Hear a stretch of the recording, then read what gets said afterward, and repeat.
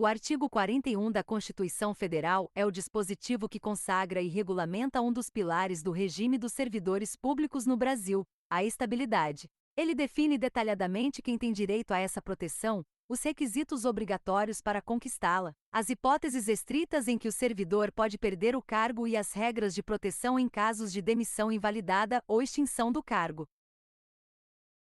Abaixo detalho tudo o que você precisa saber sobre o artigo 41, dividido por seus temas fundamentais. 1. A aquisição da estabilidade, caput e quarto.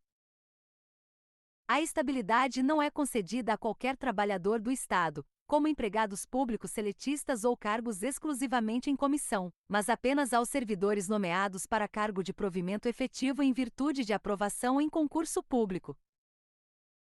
Para que o servidor se torne estável, a Constituição exige a soma de 2 requisitos. Tempo: cumprimento de 3 anos de efetivo exercício, o chamado estágio probatório. Avaliação: o simples passar do tempo não garante a estabilidade. Como condição obrigatória, o servidor deve ser submetido e aprovado em uma avaliação especial de desempenho, que deve ser realizada por uma comissão instituída para essa finalidade.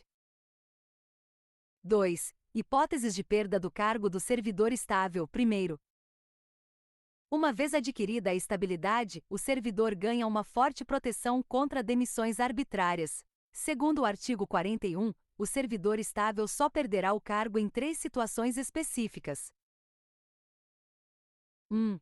Sentença judicial transitada em julgado, quando há uma decisão do Poder Judiciário determinando a perda do cargo, da qual não caiba mais nenhum recurso. 2. Processo administrativo, quando o servidor comete uma infração disciplinar grave. Neste caso, é obrigatório que o processo assegure a ele a ampla defesa e o contraditório. 3.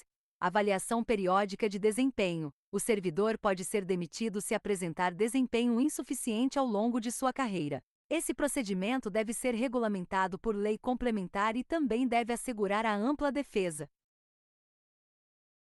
Nota: embora não conste diretamente no artigo 41, existe uma quarta hipótese constitucional de perda de cargo do servidor estável prevista no artigo 169, quarto da Confira, a necessidade de corte de despesas com pessoal, situação em que o servidor terá direito a uma indenização.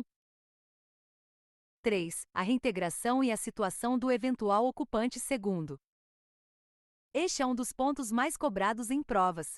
Se um servidor estável for demitido ilegalmente e conseguir invalidar essa demissão, por exemplo, provando na justiça que a punição foi injusta, ele tem o direito de ser reintegrado ao serviço público, retornando ao seu cargo de origem com o ressarcimento de todas as vantagens que deixou de receber.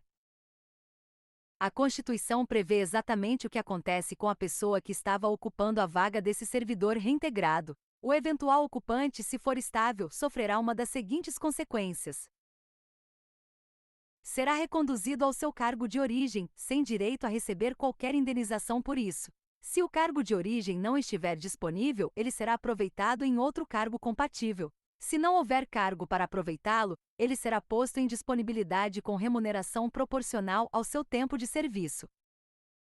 4. Extinção do cargo e disponibilidade. Terceiro, se a administração pública decidir extinguir um cargo público ou declarar que ele se tornou desnecessário, o servidor estável que o ocupava não pode ser simplesmente demitido. Nessa situação, a Constituição garante que ele ficará em disponibilidade, recebendo remuneração proporcional ao tempo de serviço.